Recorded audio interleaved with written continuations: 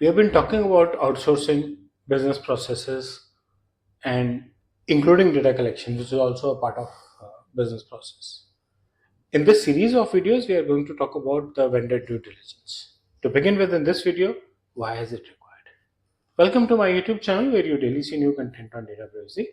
And as I said, this video we are talking why is it required, and then we'll have a series of videos to talk about details of how is it done, right?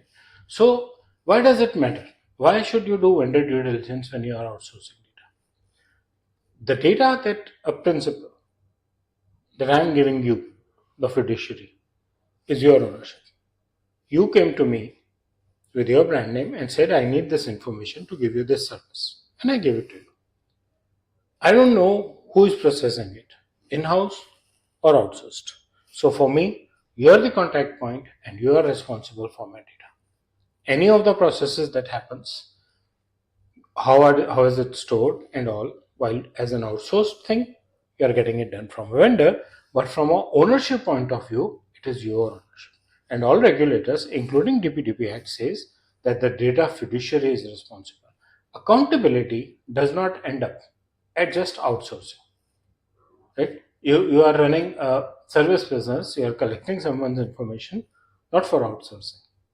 You're collecting it for your business.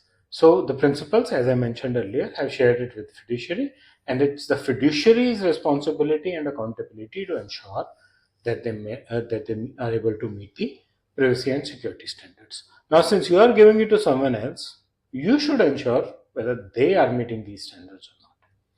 What can go wrong if they don't meet these standards? The vendor staff may end up misusing any of these data. They do. Look at any DSA. If whatever is the source of the database, the person will call you up for credit card for bank X, and the moment you say I already have that, they'll offer you the credit card for bank Y. That means they are using the same data as is for multiples of those, right? Which is not a good practice, and that means they have my phone number, my personal information being circulated, right? So if bank A had given them my personal information to offer me a credit card, and I said I already have it or I don't need it from this bank for whatever experiences I had, they immediately pitch in the credit card for bank B. So they are sharing the personal data of bank A's customers with bank B, which is a clear violation of privacy. Vendors may not fulfill security measures. uh, Many of them in India may not be even using IT to that standard as the fiduciaries should do, and they end up suffering a breach. Who is responsible? The fiduciary. You, the fiduciary, is responsible for it. You pay the penalties, and the customer loses trust in you. As I mentioned earlier, I don't know who is processing it. I know you collected it. For example, a fintech startup hires a CRM vendor, and there's a breach in their database for 1.2 lakh records. Does the customer know the CRM vendor? No. The customer knows the fintech. The fintech startup is under investigation, and they might end up paying up to 250 crore rupees of penalty as per the Indian DPDP Act. And who are these vendors? These vendors are your cloud service providers where you are hosting with or without proper securities.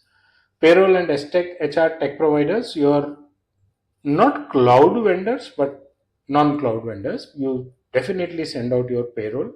Slightly smaller companies outsource the entire HR activity. Provident fund is an outsourced activity. Marketing agencies, they pick up third-party projects. IT support companies, repairs and all. Your equipments, including your laptops, go out to their labs or their workshops to get repaired. And the laptop has a hard disk, right? You might say he formatted it, but like we saw in earlier videos, just formatting does not mean data is not retrievable. You send the laptop, it's with him for the last 1 week. Maybe if it is formatted, does not matter. He can still get the data out and reformat it for you. Right? Install your choice of operating system. So one of the things that we spoke about in a few days back, the data processing agreement. What agreement do you have with him as to is he going to extract that data and use it somewhere? your choice.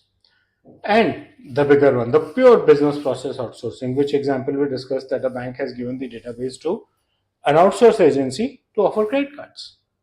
And a lot of business, I mean, the Indian economy has picked up a boost at some point in time because we were getting business outsourced, though from international customers, but we do that for our own national citizens inside India as well.